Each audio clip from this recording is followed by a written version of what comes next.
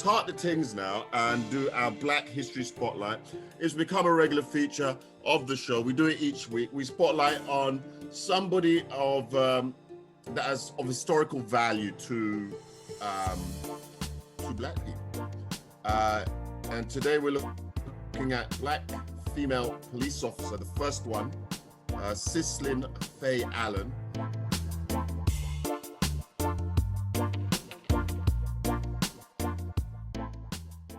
And also her male counterpart.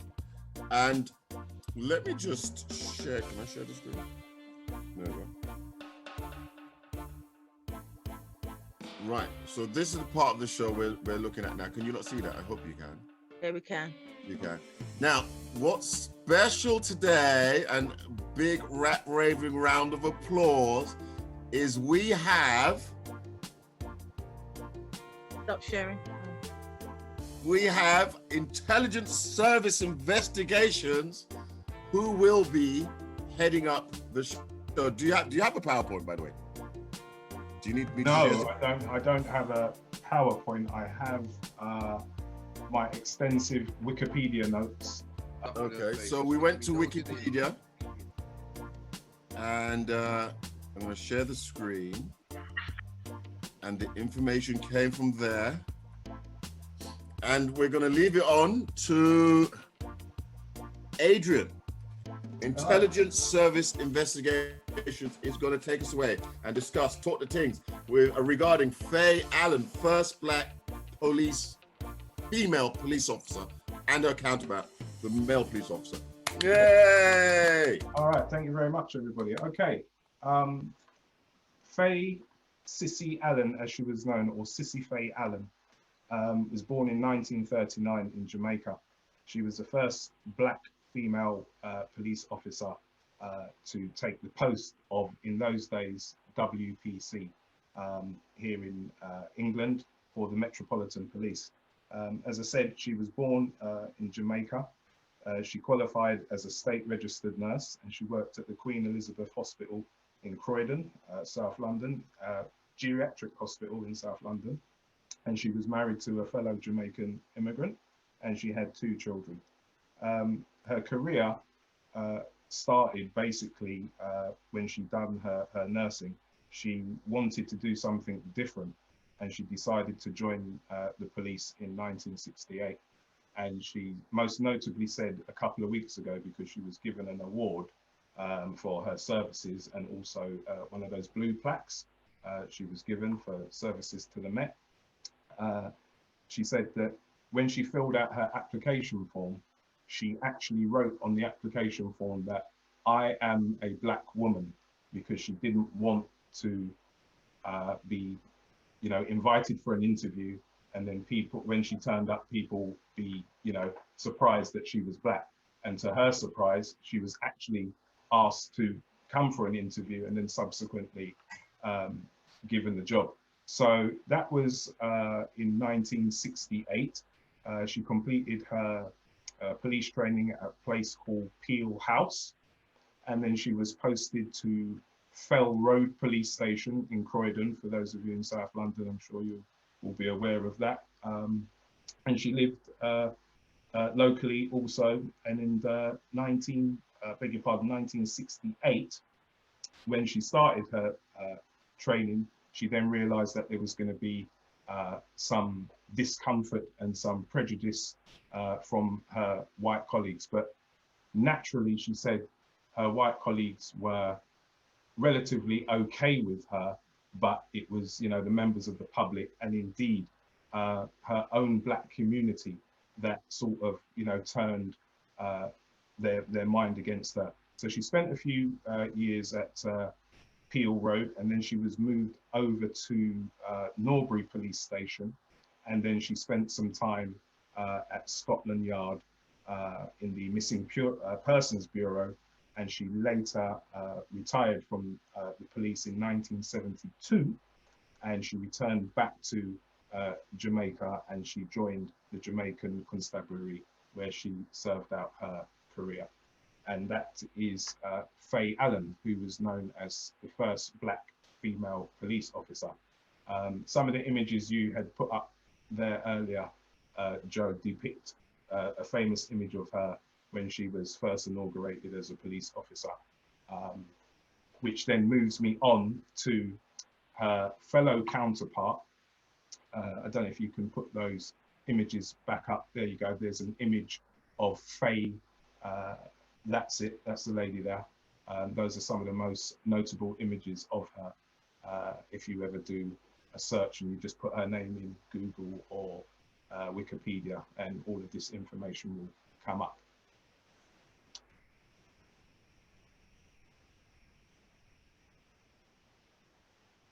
Thanks, Joe. Okay, moving on to my second person of interest, a gentleman by the name of Norwell Roberts. Now, Norwell Roberts was the first male police officer, but I want you to bear that in mind because I'm going to jump over to something else after I give you this. He was known as the first male black police officer for the Metropolitan Police. He came from Antigua in 1967, but he was born in October 1946 in Antigua. He done his training like most people do at Hendon Police Station. He came over on a boat and arrived at Dover, spent some time in Bromley. Yeah, that's the chap there, Norwell Roberts. And that's one of the image that you can see of him directing traffic is probably one of the most notable images of him. His service lasted from 1967 right up until 1997, and he reached the rank of Detective Sergeant with the Metropolitan Police.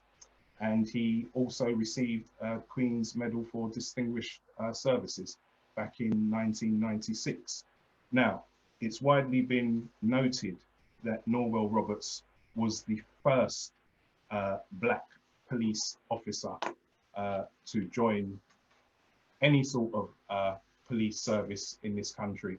Now, on doing my research with those two individuals, I've since found that that information is incorrect. And the actual first police officer, black police officer, was a gentleman called John Kent. Do you have any images of John Kent, Joe, that you can put up?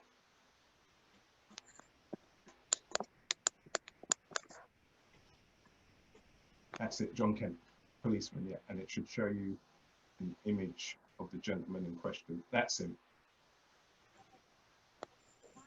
Right, now John Kent was born in 1805 in Carlisle, England, okay? He died in 20th of July, 1886. And he was a police officer at Maryport police station in Carlisle. Now, he joined the police, let me get this right, in 1845. Yeah, that's correct, 1845. And he spent a number of years working as a police officer in that neck of the woods. This is in a time where, as you can see, there's very limited images, only that one image I think that Joe's just highlighted there. But he spent a good number of years as a police officer, but then he was formally sacked for dishonesty, believe it or not. And then he went on to do a number of jobs, most notably a night watchman for a local company. And yeah, I thought that was very interesting to add that caveat, because we've all been led to believe that the two individuals we spoke about beforehand were the first two. And in essence, all of these people are pioneers in this line of work that we call policing. It's you know, testament to people like myself, knowing that, you know, we all have an image of what the police in this particular country stand for, but you know that 100 years ago there was a black police officer here in this country that is documented if you can dig deep enough to find out the information for yourself. So I'd like to share that information with you. So thank you for listening. Well done. Over to you, Joe. Thank you. Cheers. Yay. Well done. Thank you. Well, this is interesting stuff. That was a surprise there, finding this chap. What's Yes. the name? John Kent. John Kent Yes. in Carlisle. Yes. Let's just stop share there for a minute. Thanks, Joe. We can open up the room, guys. If you want to unmute yourself, you can. EJ is in the building. Bermanchester's you're late. finest is in the building. Well, Elliot, Rati, the room filled up while she was doing your presentation there. Okay. Yeah, good stuff. But this one, John Kent, Yo, 1845. Black people has been here from morning, isn't it? Yes. They have, certainly. 1805. 1805. 1805. Yeah. 100 years ago. Yeah. So, again, now I think on this issue, it's semantics with the title. Both Norwell Roberts and Sislin Fay Allen worked for the Metropolitan Police, so they're taking it as, oh, they were the first black officers for the Met. Yeah. However, this gentleman, John Kent, actually worked for the Carlisle Police, which I guess is almost up near Scotland, if not on the borders of Scotland. So it's a different police force, but he was the first black police officer on the British Isles. Oh, there you have it. So look at this. Honours and awards the Roberts received, praise and contributions. So Robert Mark praised Roberts' contribution towards better relations between white and black communities. And he got an award in 1995. Yes, he did, yeah. There's some images you can see, I believe it's at Buckingham Palace, with him showing his medals and stuff. Interesting that Faye did not last so long, 3 years. Yeah, I think from watching some documentaries that I've watched about her in the past, I think it was the bigotry that she faced, as she herself said, not necessarily from her colleagues, but from the people in the street, you know. So if Black community. The black community, but in particular even the white community, insofar as when you're a police officer, you get called to an incident, you go out, you go to deal with the incident. You're not looking at whether the person is white or black. However, the person that you potentially are going to arrest might be looking at you and saying, hang on a second, I'm not going to let this little 4'5" black policewoman arrest me. Right. It's something that I've experienced myself when I was a serving police officer. You know, you go to a football match that is fueled with alcohol, and you know, you engage where you have to make an arrest, and you know, I'm not letting you arrest me. You know, black this, black that, and all the rest of it. In what do you do then? Do you arrest them all the more? Again, one has to be professional, because you see, if you let your professional. Hang on. But if you let your emotions get away with it, or get away with you in these days of camera phone, you know, you'll be on Facebook before you get home. So you have to act impartial, and rest assured, you know, the weight of the law is going to come down on you, the officer, not. Yeah, because you're the professional. Yeah, that's right. So it's very harsh, you know.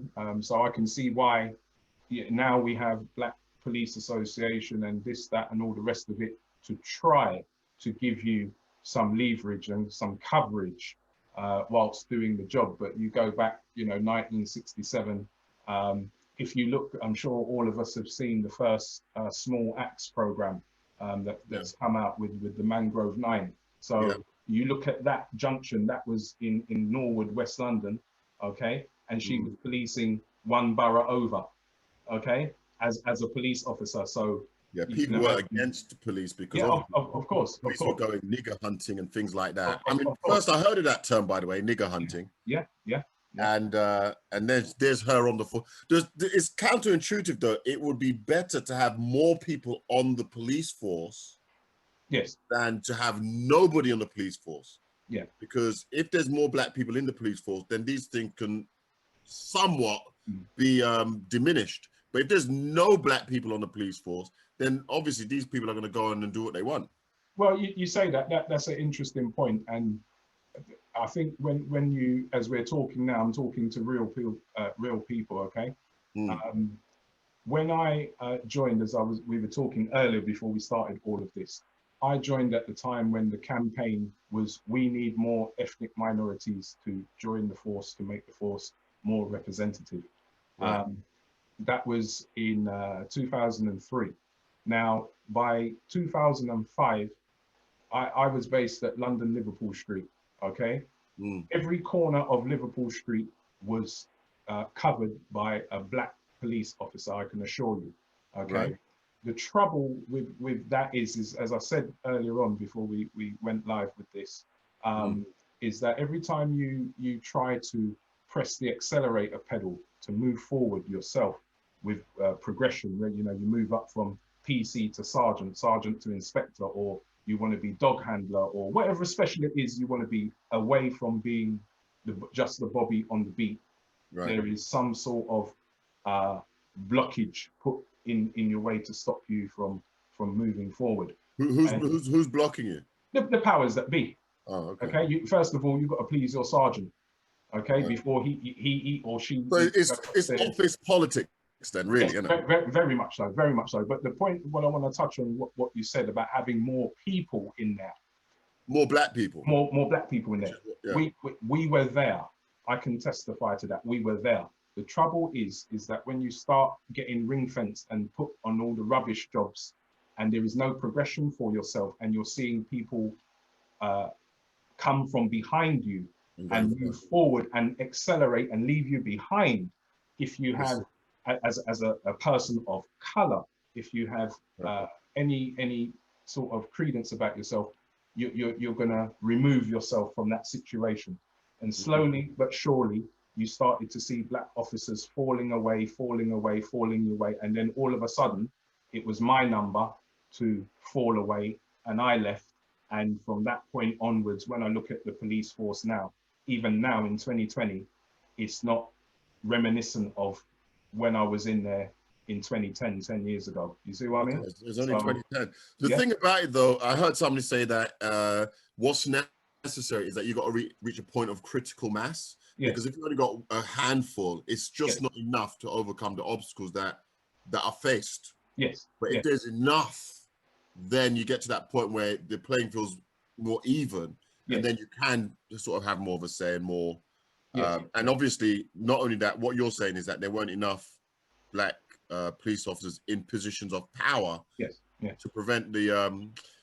Now, it's really the office politics that killed it, isn't it? Because they just gave you dibby jobs. Yeah. Oh, yeah. For sure. Definitely all of the time, And I think that it's all well and good having large numbers as well, but you need people in positions of power. And what I often found were on the few occasions that I came across a black inspector or black superintendent or a black area commander, those individuals, from my perspective, were under so much pressure to do their job and to cover their back, that it made you, the black officer, think, you know what, I don't even want to go and say hello to that superintendent. Yeah, I've been in that situation several times. Several times I've been in that situation because, look, I've been on patrol, okay? I managed to get to the dizzy heights of Sergeant Stage 1, okay? So I was kind of like an acting sergeant, and that's as far as I got. But at that time, they just introduced the PCSOs onto the shop floor, as it were. The community police. The community police, okay? Yeah. So I had a team of 5 of all different denominations, Chinese, black, one was Romanian, one was from Congo, and all the rest of it. Now, if I was standing, which is part of my job, on the station with my team, as it were, and I'm briefing my team, okay, inspectors told us that shoplifting has been rife, yesterday. Let's keep our eyes focused and patrol around in twos. Any problems, call me as the senior officer if I have to make an arrest. I'd have the duty sergeant walking across the top gantry, calling me on the radio. And when I come up to meet him upstairs, his advice to me is to tell me, don't stand in a group like that because it looks oppressive. So how am I going to brief my team? Now, Would you not brief them on using the what's it, the thing here, the radio? you can use the radio, but at that time, the radio, which is a whole separate different ball games, the radios were different. After post the London bombs, they changed the radios, which made you be able to talk to an officer interpersonally.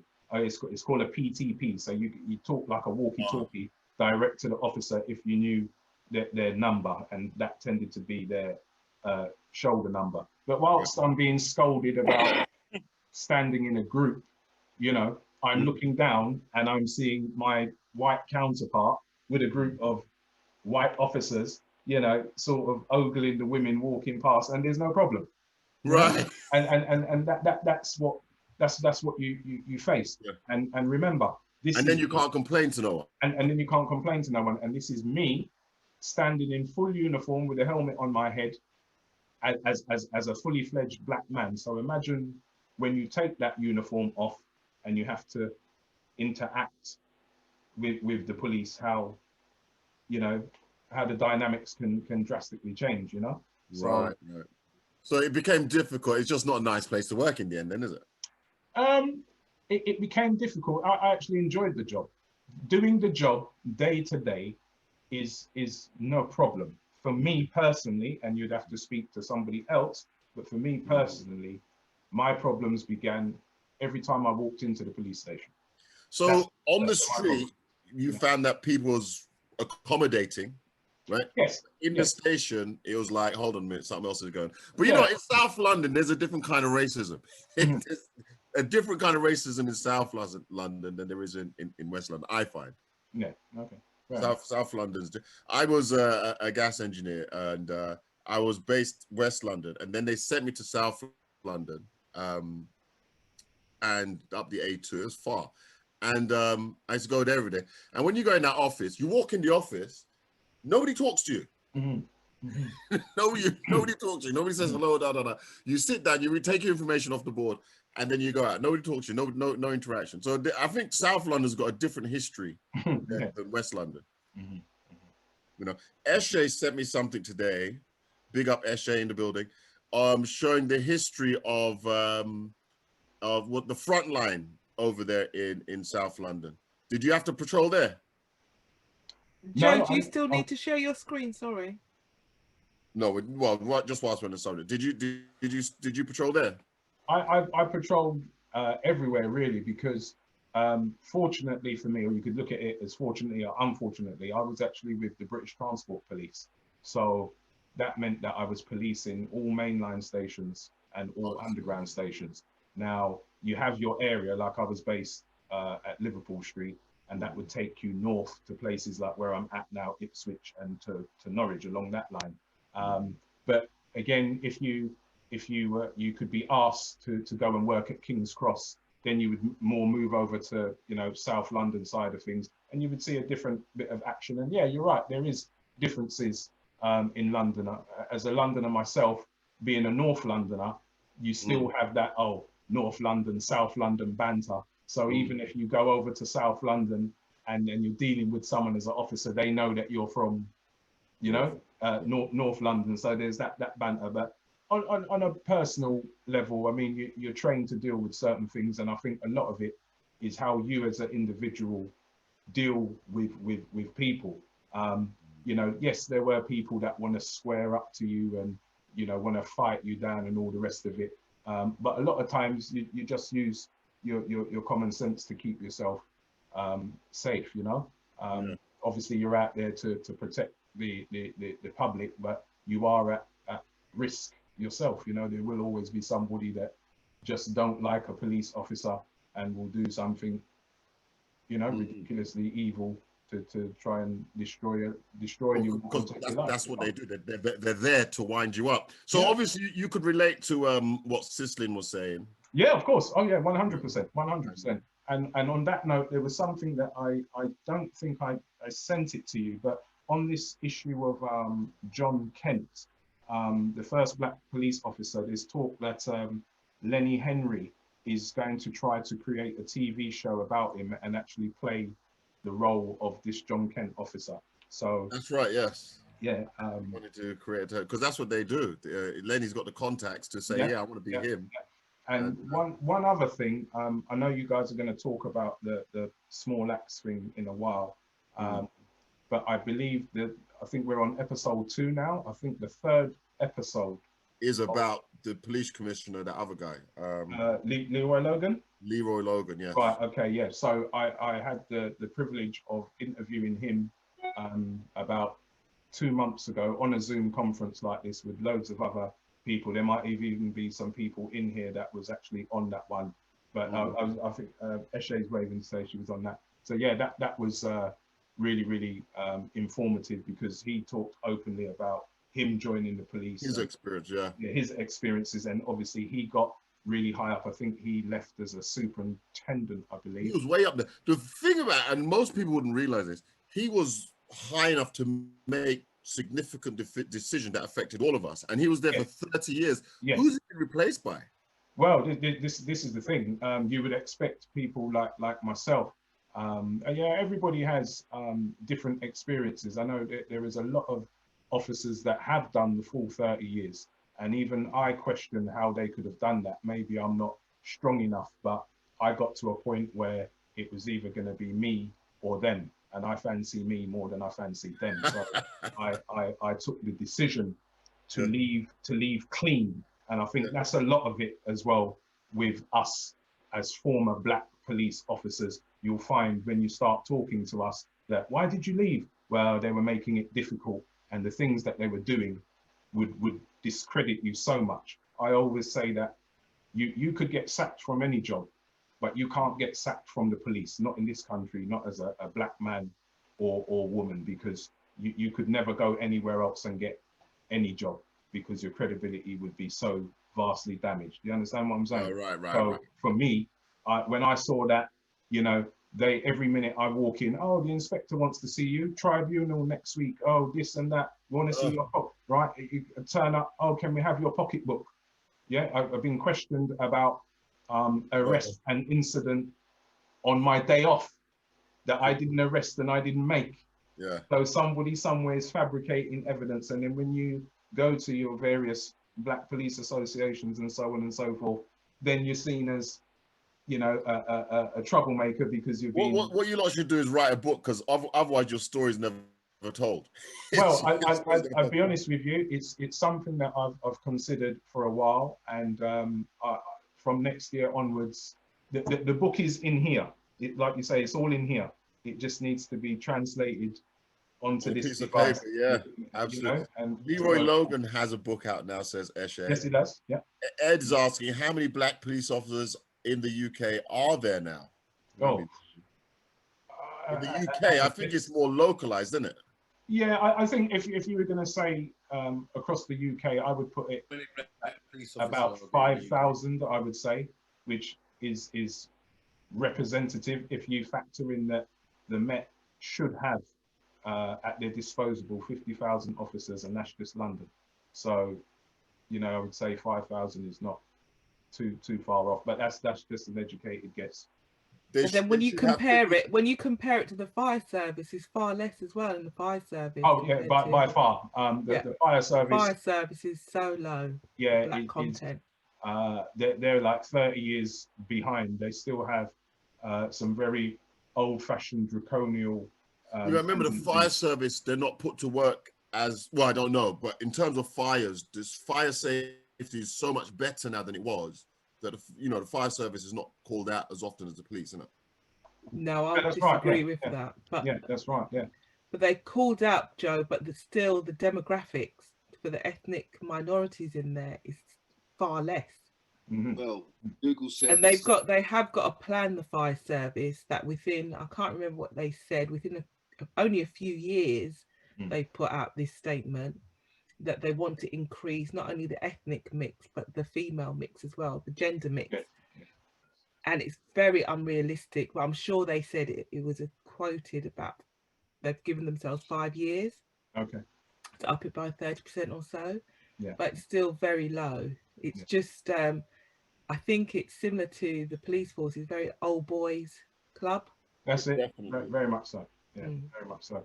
Elaine put a message in there. What became of the policewoman that had something offensive on her phone? You're talking about Robin Williams, I believe her name is. She's a superintendent who had somebody sent her an indecent image of a child on her work phone some time back, probably about 18 months ago. Anyway, the case has gone to court. And she didn't delete it.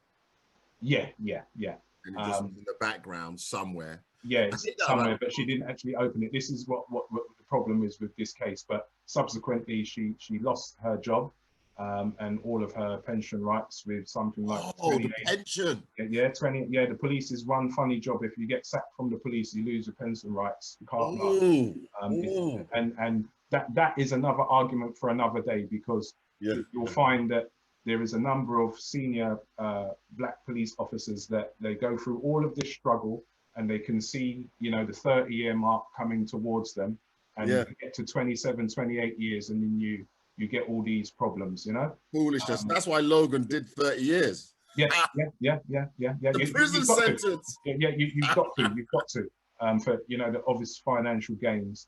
But in respect to Robin, basically, she, as a result of losing her job, she's also been placed on the sex offenders register also, which poor girl. Yeah.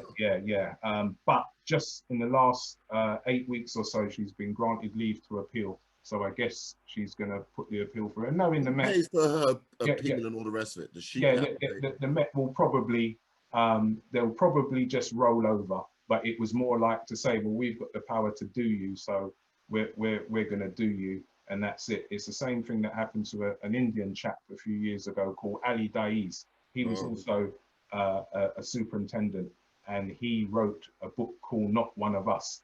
Now, during his time, again, 30-year veteran, old school Indian man, they ended up sacking him from his position in the Met, and then he got reinstated. And after he got reinstated, they ended up jailing him on fraud charges, dodgy. Is it them looking for trouble, or was he really guilty? No.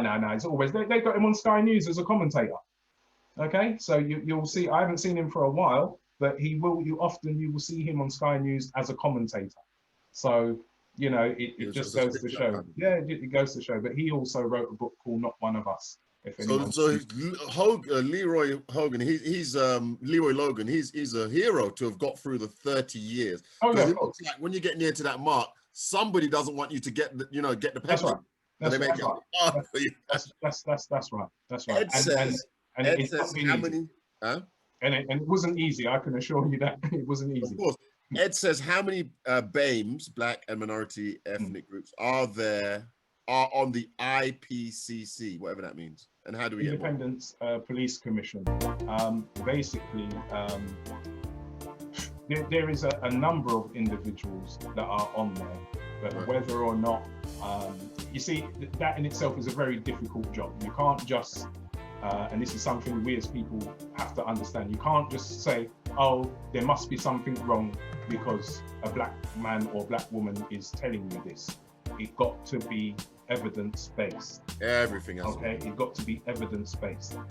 The trouble with it is that 9 out of 10 times, even with my own instances that I put forward to those people, the evidence was there, but they ignore the evidence. They pick and choose. Yeah. Okay, so somebody call you, you black something, and you write that down. Yes, this officer said that to me at this time. You can have it on camera. They excuse that. Oh, there must have been a reason why he said that. Well, it's for you to find the reason why he said that. The fact of the matter is, he said that, and I want that addressed. And it's those sorts of problems there. Yeah, and then of course I would anyway. I'd walk away. Who needs that? I mean, I'll just move on because it's a much easier way of living. But it doesn't necessarily do good for the whole community in the sense of obviously you need representation, but they make it hard to get representation, and then it's just a vicious cycle. But yeah, thank you so much for your presentation. No problem. Thank you very much for having me. Thank you. Excellent job. Thank you. Well done. And does anybody else have anything to say about John Kent Carlisle before I move on to the next piece?